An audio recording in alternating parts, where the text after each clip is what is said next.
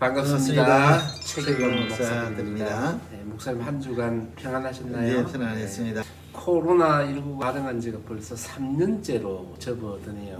벌써 그렇게 됐나요? 엄청난 고난을 인류에게 안겨주면서 우리 이웃 주위에서 너무나도 안타까운 모습으로 살고 있는 사람들이 참 많은데요. 네. 언제쯤 팬데믹이 끝날 수 있을까요? 학자들은 올 가을쯤 좀 끝난다고 예정을 하고 있는데 어떻게 될지 두고 봐야 되겠죠. 지금까지 학자들이나 많은 사람들이 의견을 제시했지만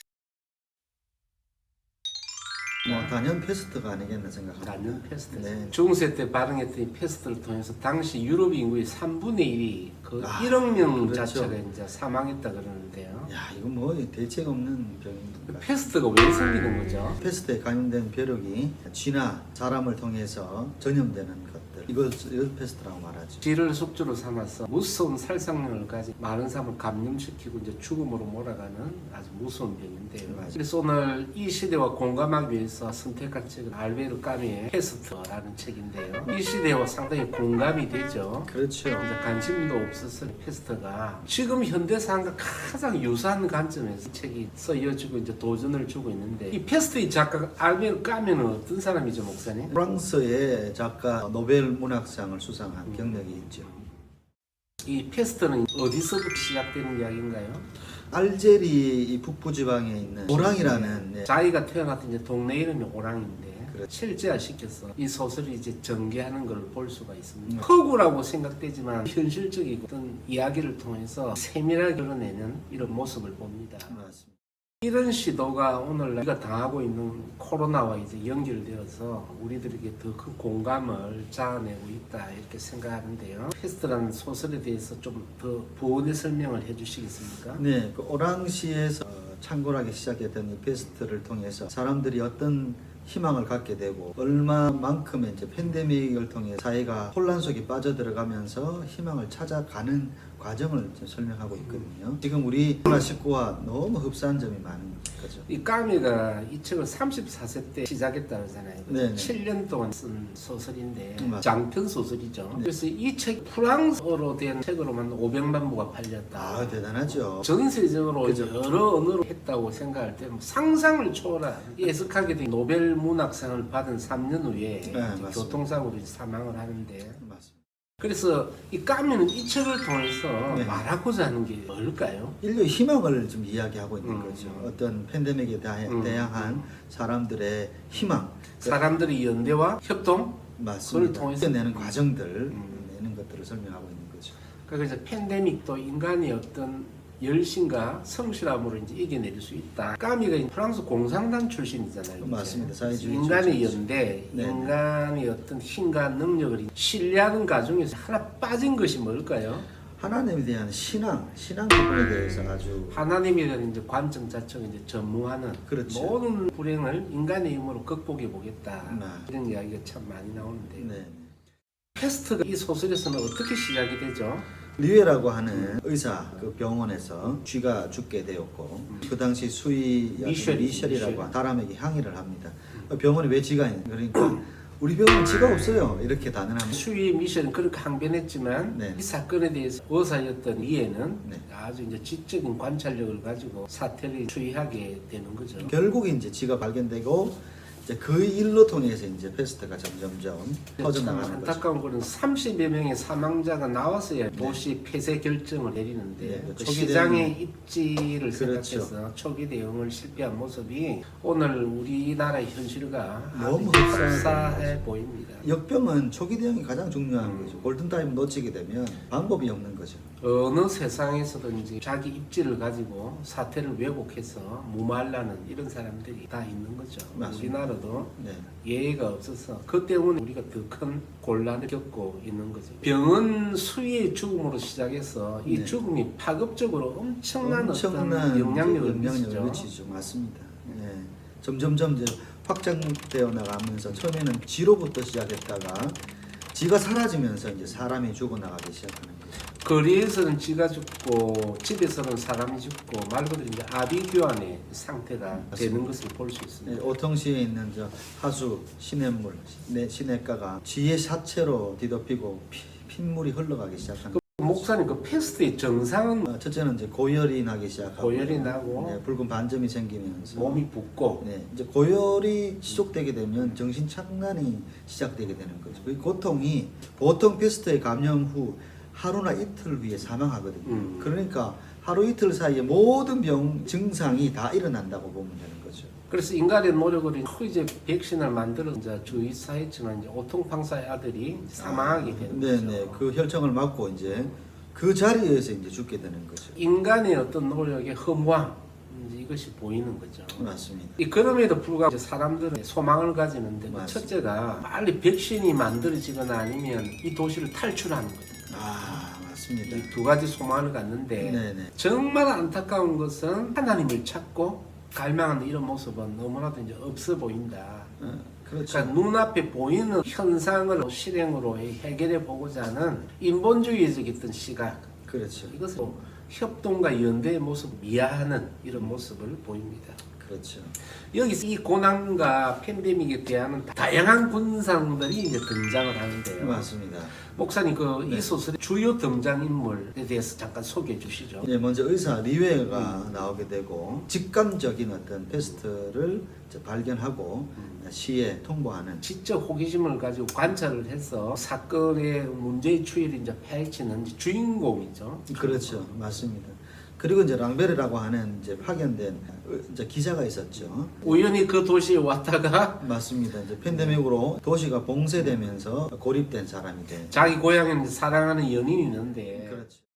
이 패스트보다도 더 어려운 경우를 우리가 겪고 있는데 남북이 분단되어서 가족끼리도 교류가 안 되고 만날 수 없다라고 하는 것이 가장 큰 눈물이고 고난인데 지금은 그렇죠. 그보다 더 엄중한 상황이 됐어요. 맞습니다. 네. 저희 장모님이 지금 요양병원에 계신데 아, 가볼 수가 없어요. 면회가 안 되는 거죠. 맞습니다. 이런 생이별이 어디 있을까요? 맞습니다. 우리 성도들이 병원에 입원하면 뭐 당연히 가야 하는 상황에도 불구하고 갈 수가 없는 거죠. 남북 분단은 뭐 비교가 안 될 상상 초월하는 그래서 이런 눈앞에 일들이 두고도 갈 수 없는. 그게 랑베르 기자의 마음을 알릴 수 있겠습니다. 네. 또 이에 대해서 이제 적극적으로 인간 보건대를 결성하고 인간의 힘을 도움을 요청하는 사람이 있죠. 네, 타루라고 하는 사람인데 이 사람이 모든 힘을 동원해서 이제 보건대를 만들어서 하루가 이렇게 선봉적으로 나서게 된 동기가 뭐였죠?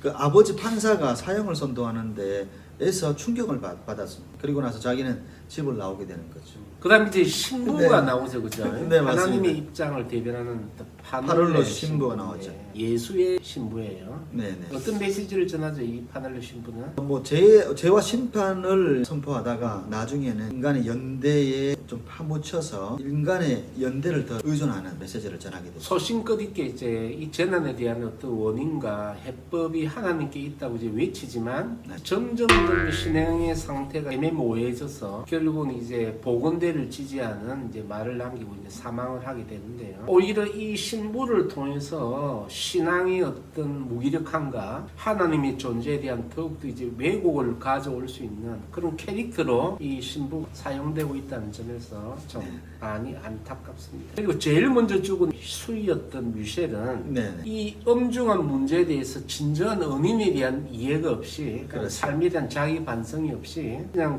무지함으로 인해서 목숨을 잃는 대표적인 그렇죠. 오늘날 우리 인생들이 또 이 고난의 이유가 뭔가 죽음은 무엇이고 삶이 무엇인가라는 정말 심도 있게 고찰하고 자기를 돌아볼 기회를 놓치고 그냥 현상만 보고 약은 언제 나오나 전쟁하는 우리 이제 민초들의 모습을 대변하는 사람이 바로 제일 먼저 죽은 미셸 미셸이라고 같은 하는 사람. 수이다 생각이 듭니다. 그리고 미셸은 자꾸 남 탓은 하는 거죠. 누가 쥐를 잡아서 병원으로 옮겼다. 이런 남 탓으로. 제가 친한 분 중에 남탓 잘하시는 목사님이 계신데 아, 그분이 그렇습니까? 생각이 많이 나네요. 아 그렇구나. 목사님 그렇게 네네. 따진다면 이제 패스트의 이 까메가 말하고자 하는 패스트의 진정한 의미가 뭘까요?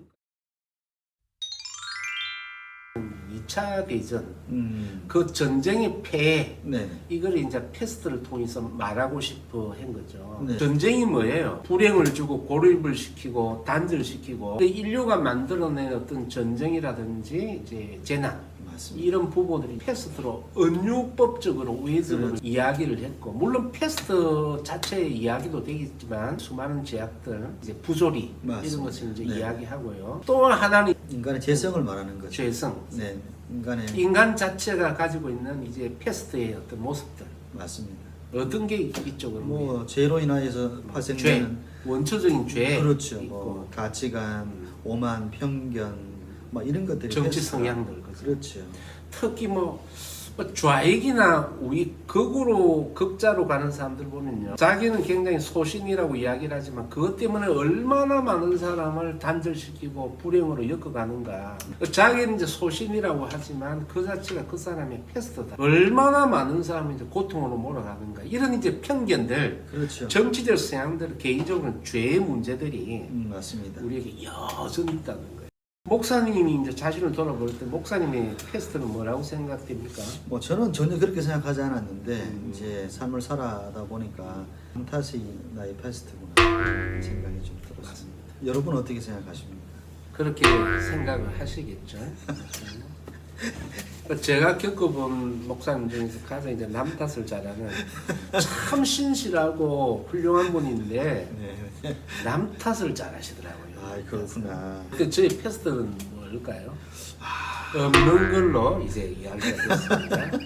자 그러면 인류의 패스트 이 문제를 이제 어떻게 해결할 것인가? 이 책에서는 어떻게 그 해법을 찾고 있나요? 보건대라고 하는 연대 의식의 총체를 이제 해법이라고. 타로가 이제 아버지에 대한 좋지 않은 영향을 선한 사람들을 통해서 발휘하면서 이제 이겨나가려고 하는. 휴머니티로 오히려 다른 아빠와 달리 나는 사람을 살리는 쪽에 헌신하고 싶다. 그런 결단이 이것을 가능하게 한 거죠. 네. 그런데 이제 까미가 말하는 것은 그 인간 연대와 함께 자연적 어떤 치유를 말하고 있는데 그것은 이제 겨울이라고 말하는 거죠. 이제 겨울이 오면 치유될 것이다. 우리도 이제 코로나가 이제 여름 되면 소멸될 것이다. 그런 이야기도 근데 했는데 이제 예, 그 속았죠. 네. 이 전혀. 팬데믹이 계절 때문에 소멸되는 것이 아니라 네네. 결국 이제 우리는 이제 신앙인의 입장에서 기독교인의 입장에서 네네. 재난과 이제 하나님의 연관성에 대해 이야기할 수 있어야 되는데 그렇죠. 이야기할 수밖에 없죠. 까미는 하나님을 배제하고 인간의 인간 능력으로 문제 해법을 찾고자 하는데 사실 그 인간이 당하는 인류가 당하는 모든 재난은 하나님이 결제가 없으면 일어날 수가 없는 거죠.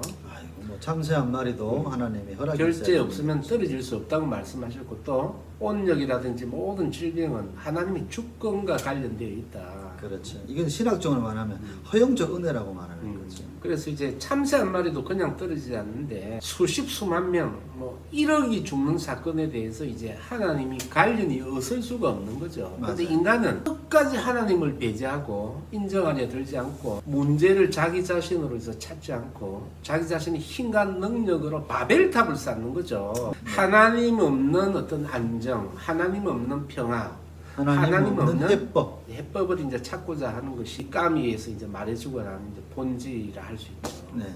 어떻게 보면 인간 승리라 할 수 있지만 한 신앙적인 측면에서 보면 하나님에 대한 정면 도전 이런 생각을 할 수가 있겠습니다. 맞습니다. 인류가 힘을 합해서 패스트와 싸워 이기자. 네네. 이 원인이 어떻게 돼서 시작되는가에 대한 거의 이제 수위 미셸 같은 이제 마인드. 그런데 이제 그 워서 리에처럼 좀 현상을 깊이 보고 진정한 해법을 리에가 수많은 사람을 찾아다녔지만 사람들이 그 받아들이지 않잖아요. 그렇죠. 맞아요. 뭐 시장 자체도 자기 앞가림에 이제 신경 쓰고 진정으로 이제 비빌 언덕은 인류가 하나님뿐이다라는 이 소설이 없는 결말을 우리가 차용할 수 있어야 그렇죠. 되겠죠. 찾아야죠. 우리가 결론을 어떻게 낼 수가 있겠습니까? 패스트는 인간의 리에처럼 철저한 관찰 의식과 또 방어 의식이 필요하겠지만 그것으로는 부족하다. 철저하게 이것은 하나님과의 관계에서 모든 사람들이 제 자리에서 기자는 기자, 의사는 의사, 시장은 시장의 자리에서 임무를 다하되 결과는 하나님께 맡겨야 되는 어떤 부분들에 대해서 인간의 본연의 존재 의식을 찾을 수 있죠. 오늘 이제 코로나 팬데믹을 겪으면서 우리 주위에 다양한 인간 군상을 발견하게 됩니다. 겁니다. 어떤 사람은 인간의 어떤 노력, 과학의 승리로 이 문제를 해결할 수 있다 확신하는 사람이 있는가 하면 어떻게 하든지 도망가고 싶다. 그리고 이 가운데 하나님을 오히려 잃어버리고 조금 있던 신앙마저 내침을 당하는 이 가련한 사람이 있는가 하면 오히려 진정한 어떤 문제의 원인을 인간의 교만과 하나님에 대한 인정하지 않음에 대해서 원인을 분석하고 회개와 자기 성찰로 더욱더 하나님께 반성하고 회개하고 돌아가는 그런 영적인 열망을 가진 사람도 있으리라 생각합니다. 맞습니다. 까메는 인간의 힘으로 이 팬데믹을 해결할 수 있었다 생각하지만 허구에 불과합니다. 그건 소설에 불과하고 우리가 이제 코로나가 해결되면 뭐 또 다른 역병이 올 겁니다. 아마 우리 당대 우리 호흡이 멈추지 않는 이상 계속 그런 역병들이 다시 출몰할 것입니다. 그러나 그때마다 은인에 대한 본질에 대한 이해 없이 힘을 합쳐서 싸우고 또 어떤 좋은 신약을 개발하는데 몰두한다면 결국 그 진정한 문제의 은인을 찾지 못하고 제일 먼저 죽어갔던 미셸 수요와 같은 이런 안타까움이 반복이 될 수밖에 없다고 생각합니다. 맞습니다. 오늘 우리 목사가 기독교인 우리 신앙인들이 네. 그 엄중한 자연재해 앞에서 미처 노벨 문학상까지 받은 까메 자체도 깨달지 못한 부분에 대한 맞습니다. 우리가 이제 토론이 좀 있어야 되겠고 이 어려움 때문에 우리가 더욱더 신실해지고 하나님께 나아가는 계기가 되어야 된다고 생각합니다. 맞습니다. 사람이 가장 위대해질 때는요, 자기의 초라함을 인식할 때가 가장 위대해질 때가 아닐까요? 우리는 노벨상보다 더 귀한 하나님의 면류관을 받을 사람들입니다. 맞습니다. 이 어려운 때 신앙의 심지를 가지고 더욱더 사랑하고 성경도 더 많이 읽고 좀 목사님 잘 읽어가고 계시나요? 예, 열심히 읽고 있습니다. 기도도 더 많이 하고 네. 진정한 가치를 가지고 하나님께 나아가는 아름다운 시간들 다 될 수 있기를 바랍니다. 건강하시고 명절 잘 보내시고요. 다음 주에 뵙기를 원합니다. 감사합니다. 감사합니다.